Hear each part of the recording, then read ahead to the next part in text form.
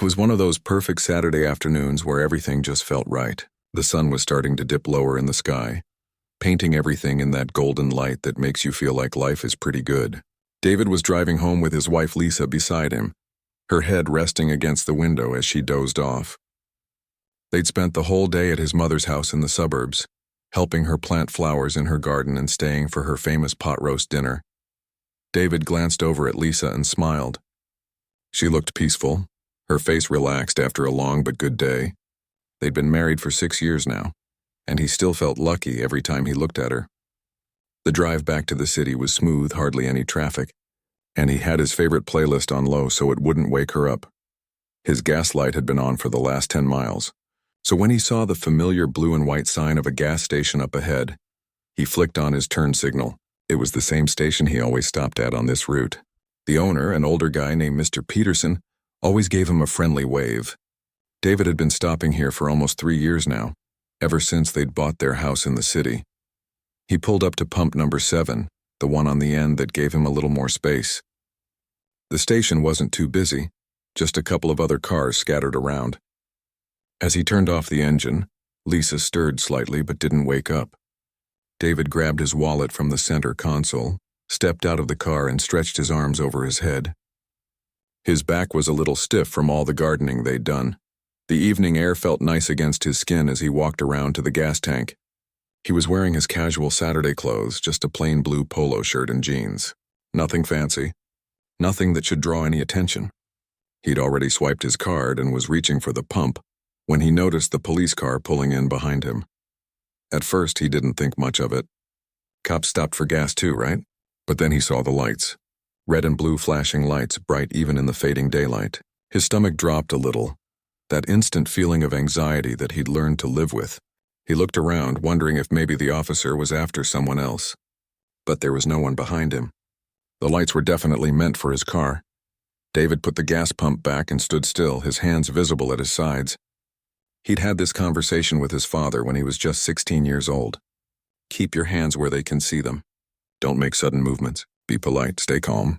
It was a talk every black parent had with their children, a survival guide that white families never needed to give. The officer stepped out of his patrol car, and David felt his heart start to beat faster. The officer was a big guy, probably in his 40s with a thick neck and a face that already looked angry before he'd even said a word. His hand rested on his belt close to his weapon, and his eyes were hard as they locked onto David. "License and registration," the officer barked out, not even a hello or explanation of why he'd pulled up with lights flashing. David took a slow breath. "Yes, sir. Can I ask why I'm being stopped? I was just getting gas. I'll ask the questions here. License and registration. Now, of course, officer. They're in my wallet and my glove compartment. I'm going to reach for them slowly, okay?" David kept his voice steady and polite even though his mouth had gone dry. The officer nodded, his jaw tight. David carefully pulled out his wallet from his back pocket, moving deliberately so there would be no misunderstanding. He handed over his license with hands that he hoped weren't shaking. Then he leaned toward his car door. "Stop right there," the officer snapped. "What are you doing?" "My registration is in my glove compartment, sir. You asked for it. Keep your hands where I can see them. Step away from the vehicle." David stepped back, his mind racing. This didn't feel right. None of this felt right. He hadn't been speeding. He hadn't run any red lights. He'd literally just pulled into a gas station. Through the windshield, he could see Lisa starting to wake up, probably disturbed by the flashing lights. The officer read his license, and David saw his name tag now.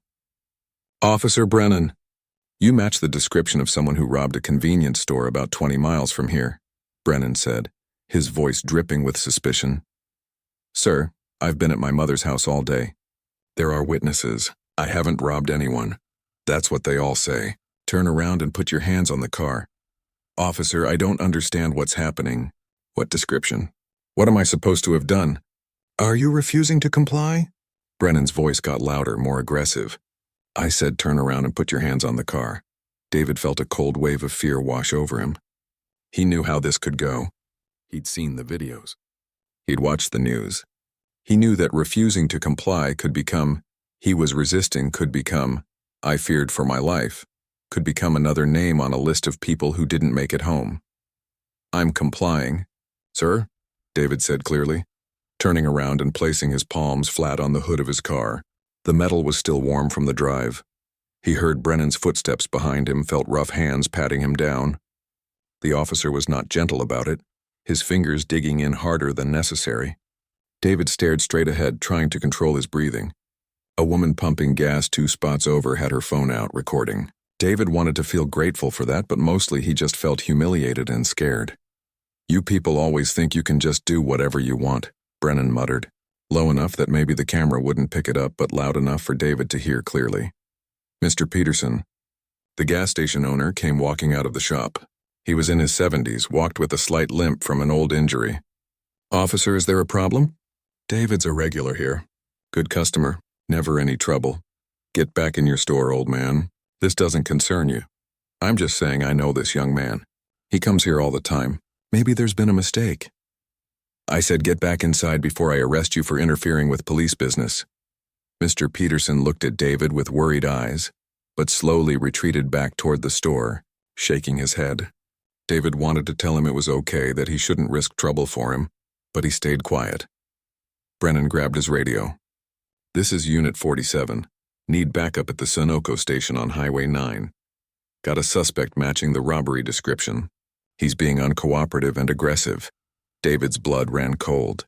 Uncooperative? Aggressive? He'd done everything asked of him. He'd been nothing but polite. But he knew it didn't matter. The officer's words would go in a report, would become the official story, and who would believe a black man over a police officer? Inside the car, Lisa was fully awake now. He could see her silhouette through the window, sitting up straight, her hand on the door handle. David's eyes met hers through the glass, and he gave the smallest shake of his head. Please stay in the car, he thought. Please don't get out. He couldn't handle it if something happened to her too. More sirens in the distance. Getting closer. Backup was coming, which meant more officers, more potential for this to spiral out of control. David closed his eyes for just a second and thought about his mother, about the flowers they'd planted that afternoon, about how he'd promised to come back next weekend to help her paint her fence. He heard 2 more patrol cars pull into the gas station parking lot. This was really happening. The 2 additional patrol cars came to a stop on either side of the gas station entrance, blocking it off like David was some kind of dangerous criminal. 4 more officers stepped out, and suddenly David was surrounded. His hands were still on the hood of his car, and he could feel his shoulders starting to ache from holding the position. Officer Brennan was talking to the other officers now, his voice carrying across the parking lot. Subject matches the description from the robbery. Been acting suspicious since I arrived. Wouldn't cooperate with simple commands, David wanted to scream. He wanted to shout that it was all lies, that he'd done everything asked of him, that he had witnesses and video evidence. But he knew better. He knew that speaking up right now could be twisted into more evidence of him being aggressive or threatening. So he stayed silent, his jaw clenched so tight it hurt. One of the new officers approached, a younger guy who looked barely out of the academy. Sir, I'm going to need you to spread your legs apart and keep those hands flat on the vehicle. David complied without a word. He could feel the stares of everyone at the gas station now. More people had their phones out. A woman was covering her young son's eyes, pulling him back toward their minivan. David felt a deep shame burn through him. Even though he knew he'd done nothing wrong, this was the worst part somehow. Not just the fear, but the humiliation of being treated like a criminal in front of all these strangers. Check the vehicle, Brennan ordered. I want to see what he's hiding in there. Sir, you need a warrant to search my car, David said quietly, trying to keep his voice respectful but firm. I don't consent to a search. Brennan's face flushed red. He stepped closer to David, close enough that David could smell coffee on his breath. Oh, so now you're a lawyer? You gonna tell me how to do my job? No, sir. I'm just exercising my constitutional rights. Your rights? Brennan let out a harsh laugh. I've got probable cause. You match a suspect description. You're acting nervous, and your refusal to cooperate gives me reasonable suspicion that you're hiding something. That's all the probable cause I need. David's mind was racing. He knew the law. He'd read about this stuff. Watched videos from civil rights lawyers explaining what to do in exactly this situation. But knowing your rights and being able to exercise them when you had 5 police officers surrounding you were 2 very different things. I'm not refusing to cooperate, David said, keeping his voice as steady as he could. I've done everything you've asked, but I don't consent to a search of my vehicle without a warrant.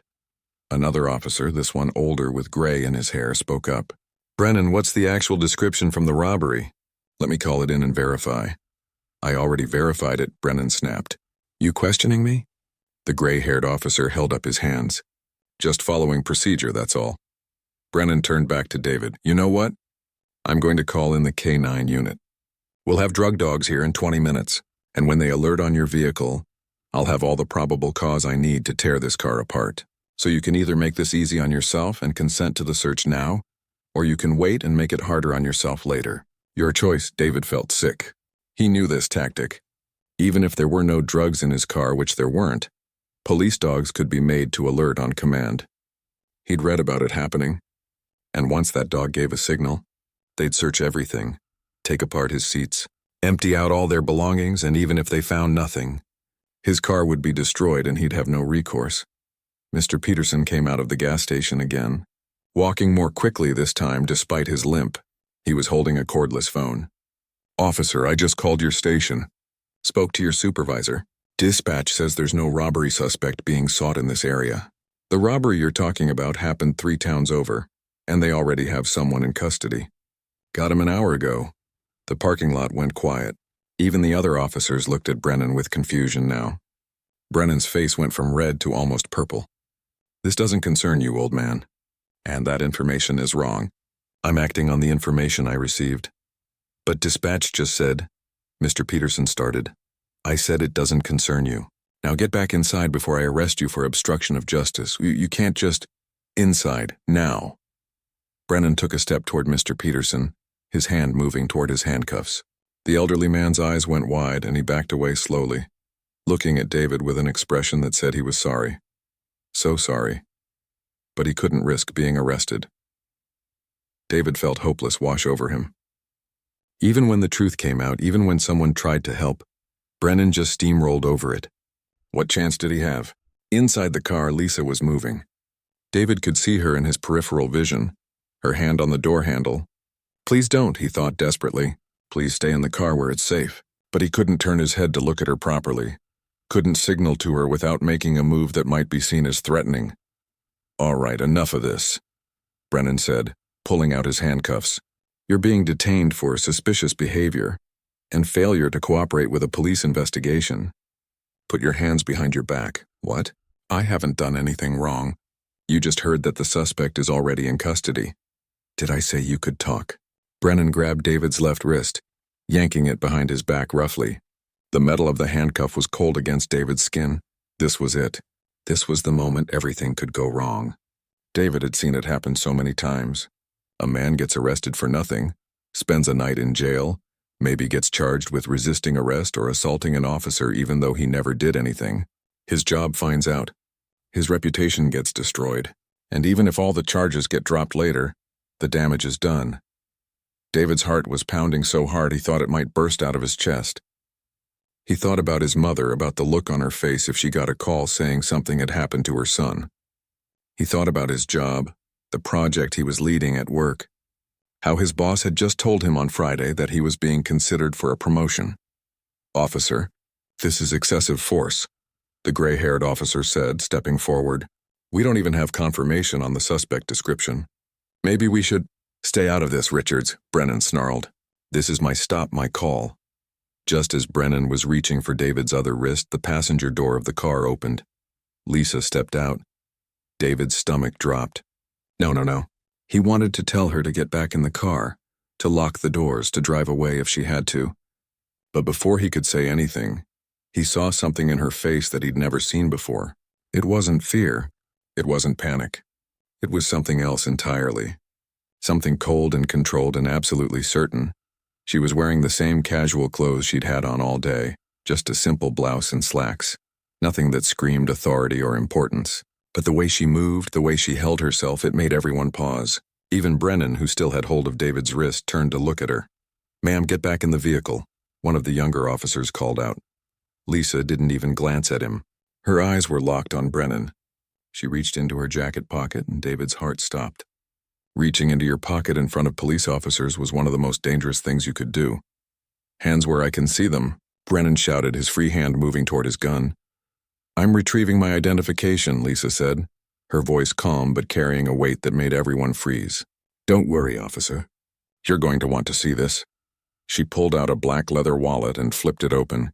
Even from where David stood, still twisted with one hand behind his back, he could see the glint of metal. A badge. And not just any badge. Special Agent Lisa Chen, she said, her voice cutting through the evening air like a knife. Federal Bureau of Investigation, Civil Rights Division. The color drained from Brennan's face so fast he looked like he might pass out. His grip on David's wrist loosened.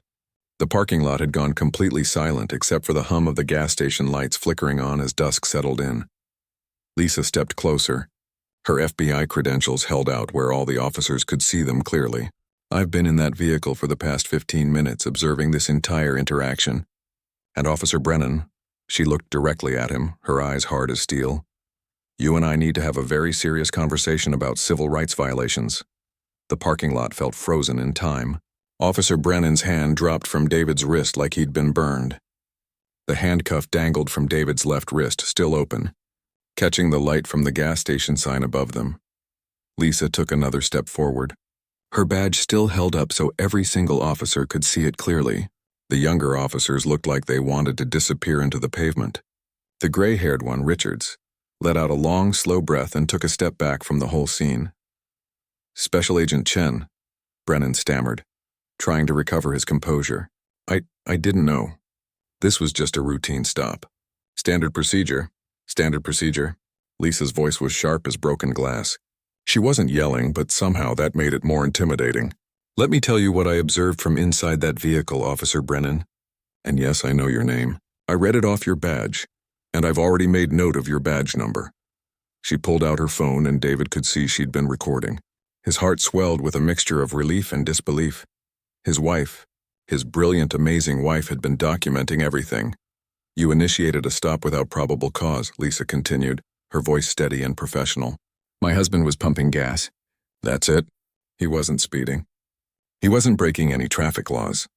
He wasn't doing anything that would give you reasonable suspicion to detain him. He matched a description. Brennan tried to interrupt. A description from a robbery where the suspect was already in custody an hour before you pulled into this gas station. Lisa cut him off. Mr. Peterson just confirmed that with your own dispatch. So either you didn't check with dispatch before making this stop, which is a failure to follow basic protocol, or you did know and you lied about it. Which is it? Brennan's mouth opened and closed, but no words came out. He looked like a fish gasping for air. Lisa wasn't done. Then you ordered my husband to assume a search position and conducted a pat-down, without his consent and without probable cause. That's a Fourth Amendment violation. You made false statements over your radio, claiming he was being uncooperative and aggressive when the video evidence shows he complied with every single command you gave him. That's filing a false police report. David was still standing with his hands in front of him now, the open handcuff dangling from his wrist. He didn't dare move, didn't dare do anything that might escalate the situation again, even though his wife was clearly in control now.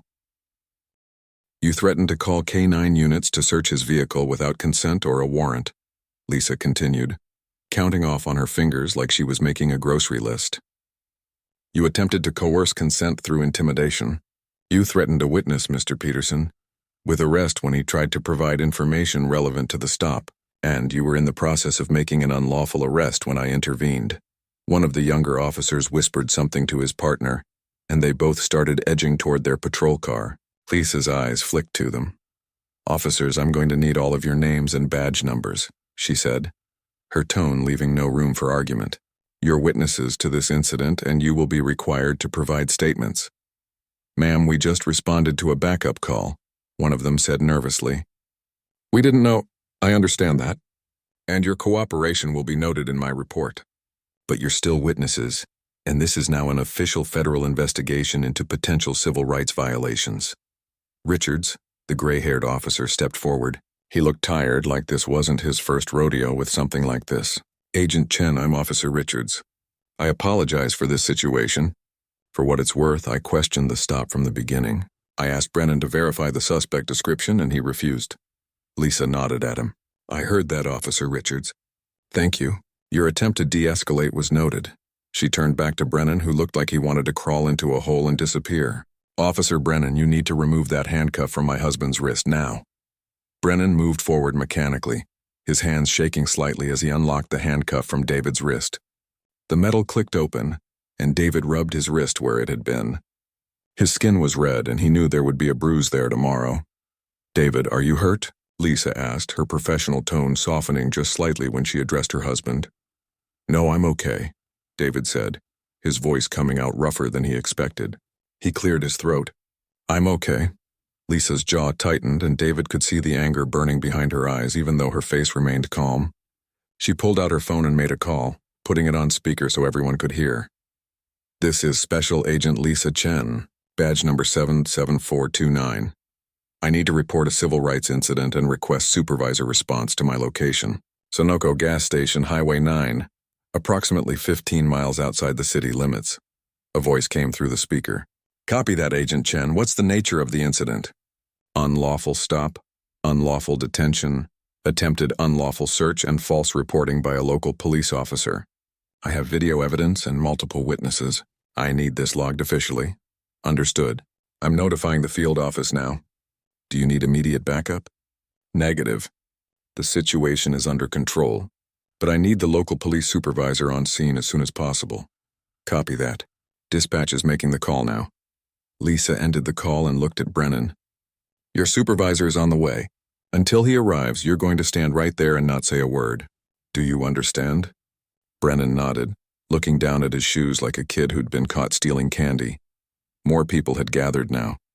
The gas station was getting busy with the evening crowd, and word had spread that something was happening. David could hear people whispering, see them pointing and recording. Part of him wanted to hide, but another part of him was grateful. All these witnesses meant that the truth couldn't be buried. Mr. Peterson came back out of the gas station, walking straight up to Lisa. "Ma'am, I've got the security footage ready for you. All 4 cameras, different angles. It's all saved on a USB drive if you need it." "Thank you, Mr. Peterson. That's extremely helpful," Lisa said, taking the drive from him. "I'll also need a written statement from you about what you observed." "Happy to do it," Mr. Peterson said. He looked at David. "I'm sorry, son. I tried to help earlier, but—" "You did help," David said, finding his voice again. "You tried. That matters." An older woman who'd been pumping gas during the whole incident came over, holding her phone. "Excuse me, I recorded the whole thing too. From when that officer first got out of his car. I can send it to you if you need it." "Yes, please," Lisa said, pulling out a business card. "Send it to this email address. Your name will be kept confidential unless you're needed as a witness in court proceedings. I'll testify if you need me to," the woman said firmly. "This kind of thing can't keep happening. I saw the whole thing. That officer was out of line from the very beginning." Another man came forward, then another. 5 different people, all offering their video evidence, all willing to make statements. David felt overwhelmed by it. These were complete strangers, people who had no reason to get involved, and yet they were stepping up because they knew what they'd seen was wrong. Lisa collected information from all of them, professional and thorough.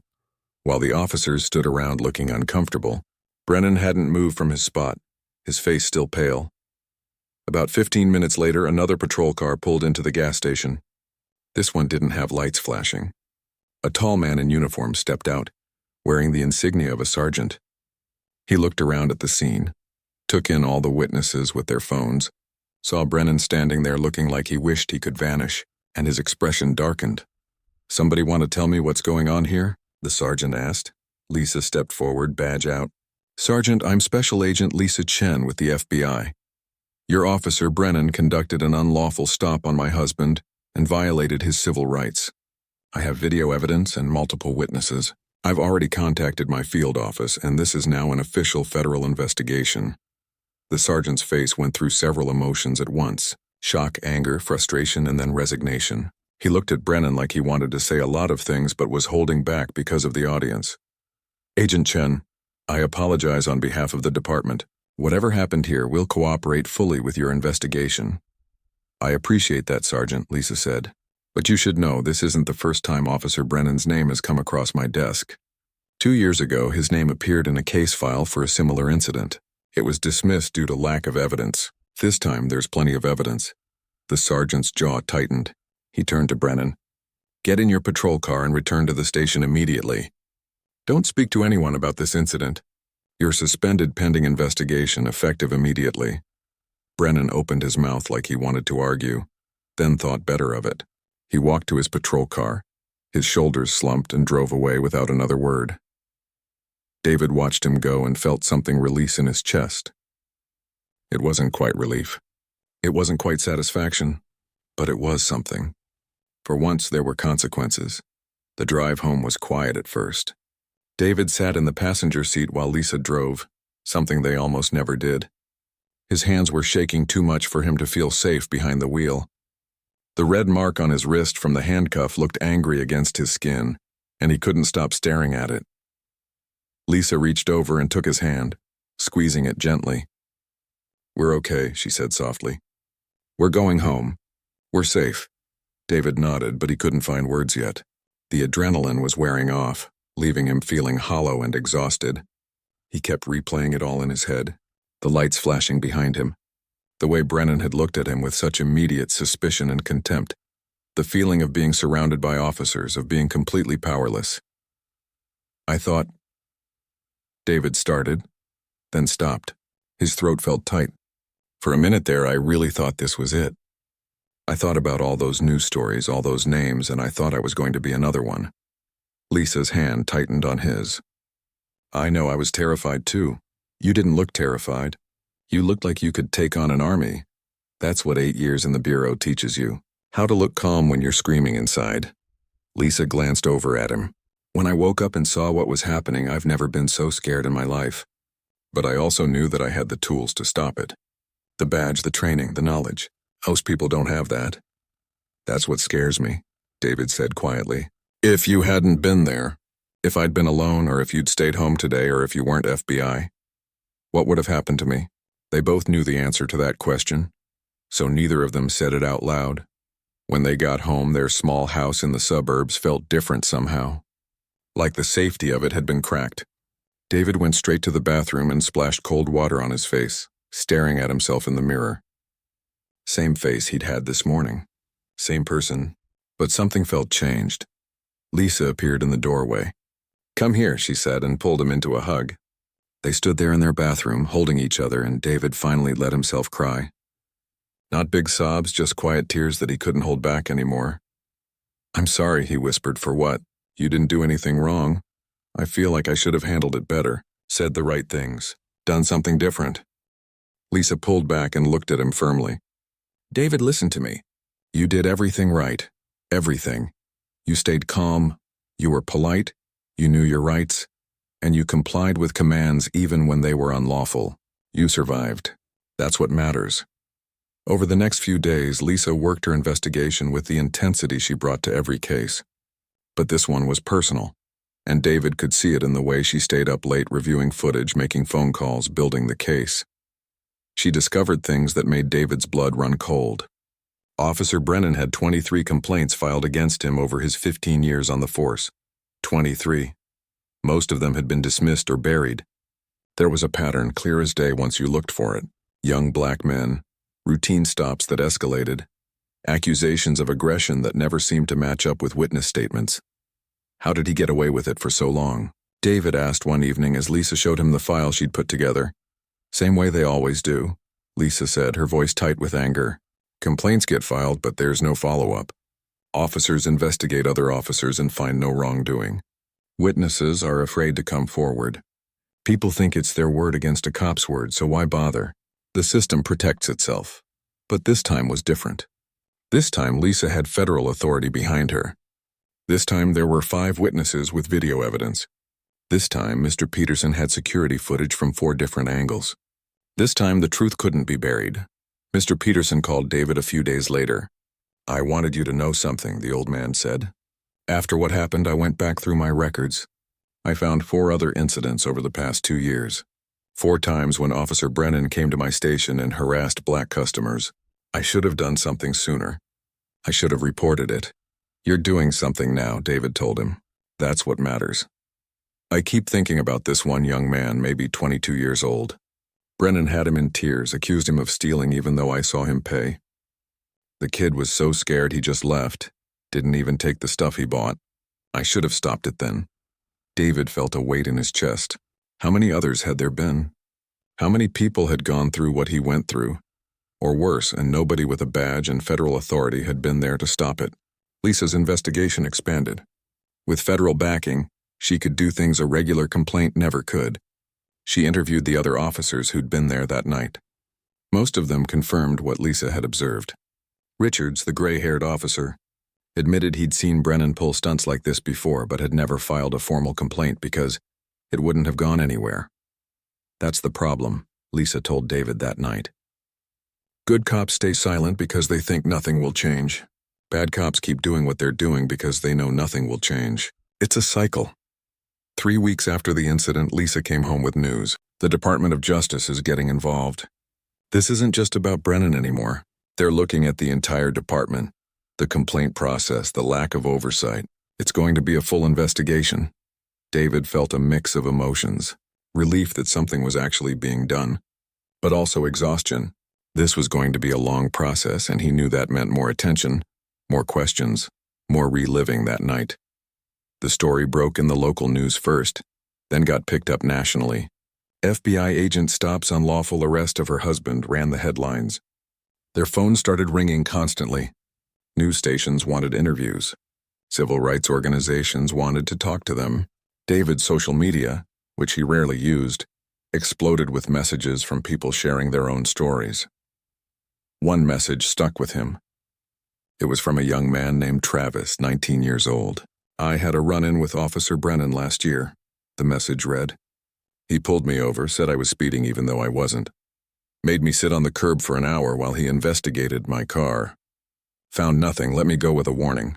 But the way he looked at me, the things he said, I was too scared to file a complaint. I thought nobody would believe me. Thank you for standing up. Maybe now people will believe the rest of us." David showed the message to Lisa. She read it, and he saw her jaw tighten the way it did when she was angry but trying to stay professional. "This is why we have to see this through," she said. "For Travis, for that kid at the gas station, for everyone who thought they had no voice."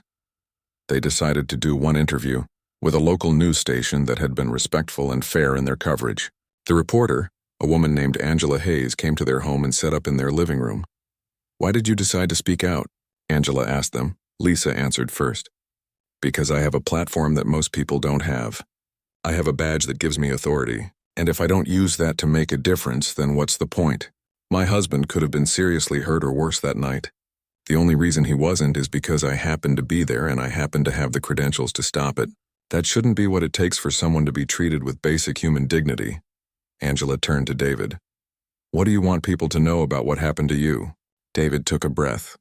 This was the part he'd been nervous about. Being on camera, being vulnerable, sharing something so personal.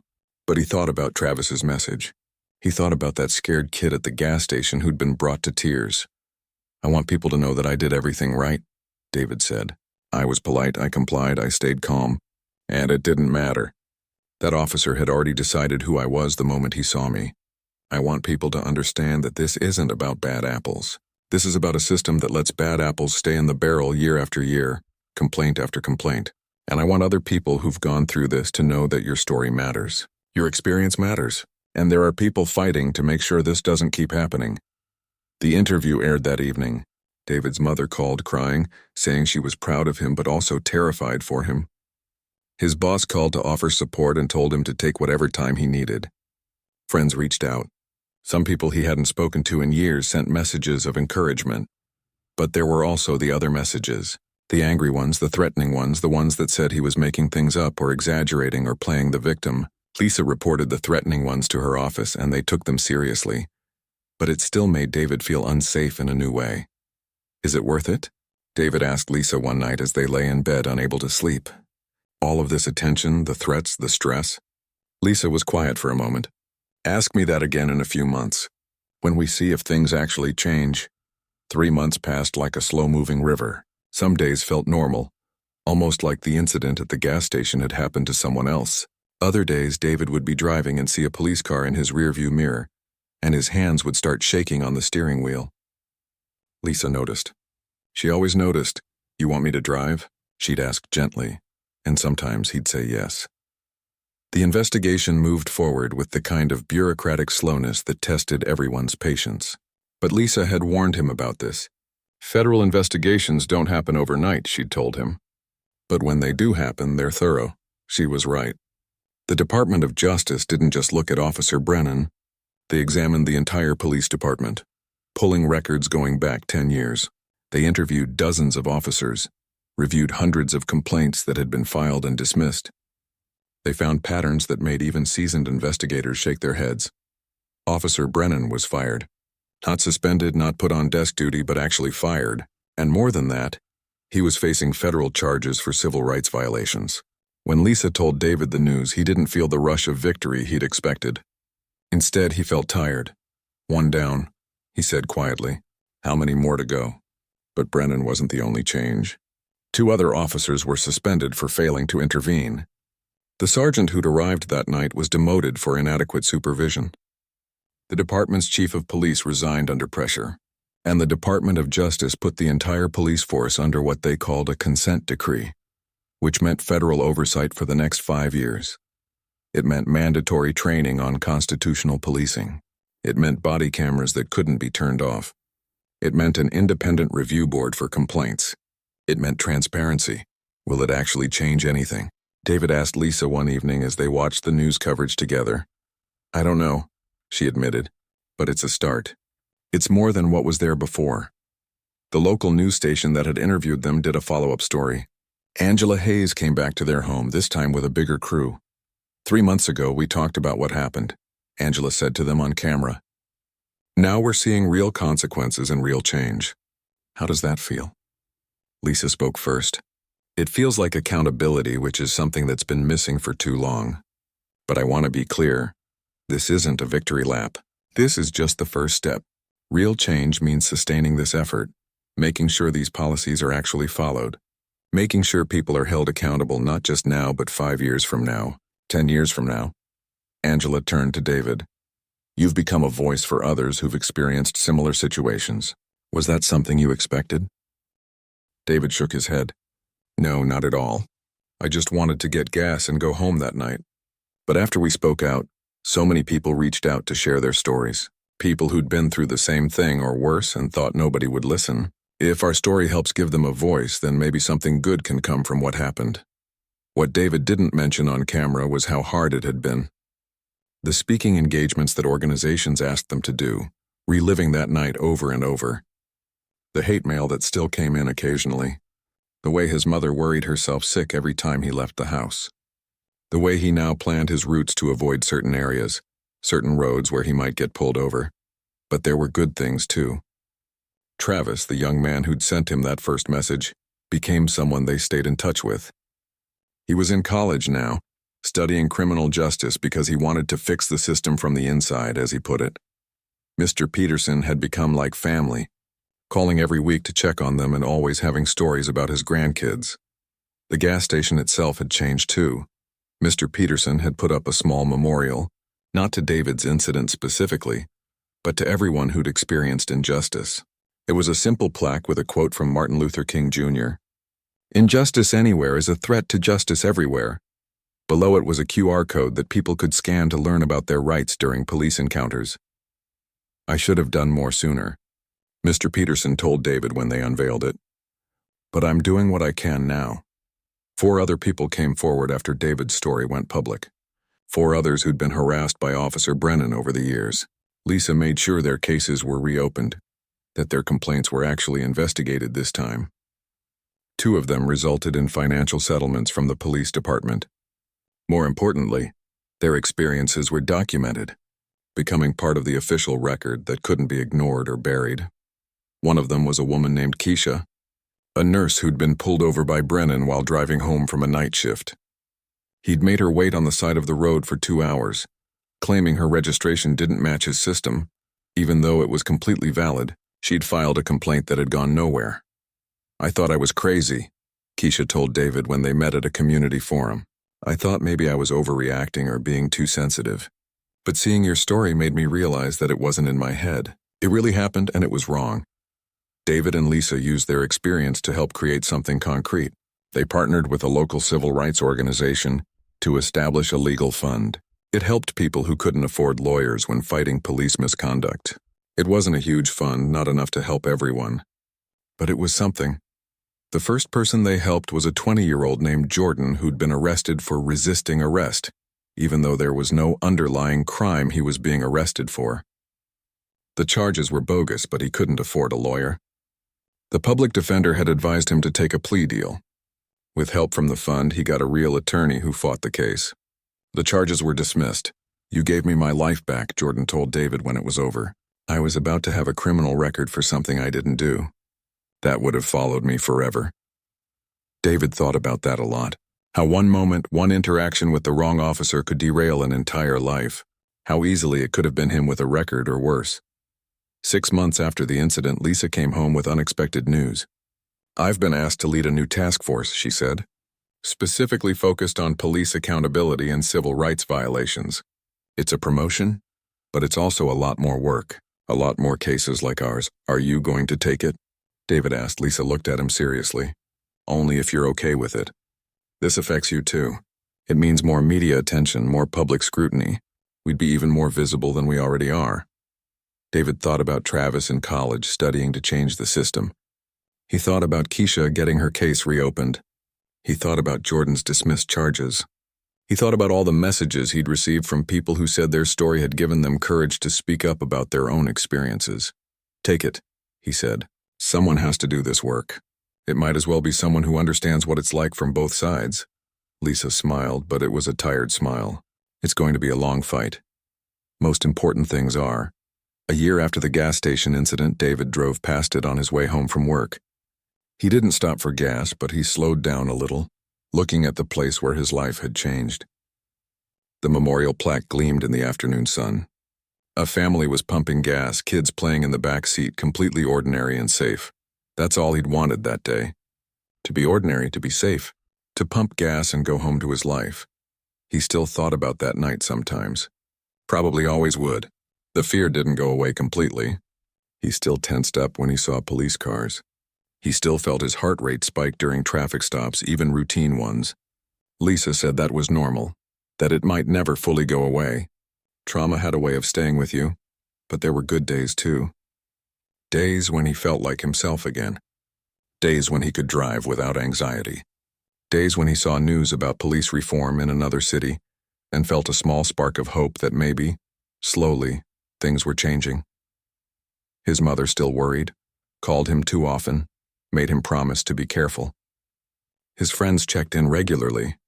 His boss had made him the point person for diversity and inclusion at work, which was ironic in a way, but also felt right. He could use his experience to make his own small corner of the world better. David and Lisa started leading workshops together, teaching people their rights during police encounters. They spoke at high schools, community centers, churches, always emphasizing the same things. Stay calm, be polite, know your rights, record if you can, and survive. "Always survive. Is it getting better?" someone asked David after one of these workshops. "Do you think things are really changing?" David considered the question carefully. "I think some things are better. The consent decree in our town, the body cameras, the oversight board, those are real changes. But there's still so much work to do. Other towns, other departments, other officers who think they're above the law. So yes, some things are better, but we can't stop pushing for change just because we got some results. That's when things slip backward." On the 1-year anniversary of the incident, David and Lisa went back to the gas station. Mr. Peterson was there, as they'd arranged. A small group had gathered, people who'd been part of the story in different ways. The witnesses who'd recorded, Keisha and Travis and Jordan, Angela Hayes with her camera crew. They didn't make speeches. They didn't need to. Instead, Mr. Peterson just said a few words about community, about standing up for what's right, about how one moment of courage could ripple outward in ways you'd never expect. David held Lisa's hand and looked at the faces around him. People who'd been strangers a year ago, people who'd become friends, allies, partners in making sure that what happened to him didn't keep happening to others. "Thank you," he said simply, "for seeing what was wrong and refusing to look away, for using your voices, your videos, your courage, for proving that ordinary people can make a difference." As they drove home that evening, the sun setting behind them. David felt something he hadn't felt in a long time. Not quite peace, but something close to it. The weight was still there, probably always would be, but it felt lighter somehow, shared among all those people who'd stood with him. "We did something good," Lisa said quietly. "We did," David agreed. "And we're not done yet." The road ahead was long. The work was far from over, but for the first time since that terrible night, David felt like the future might be brighter than the past. Not perfect, not fixed, but moving in the right direction, and sometimes that was enough to keep going.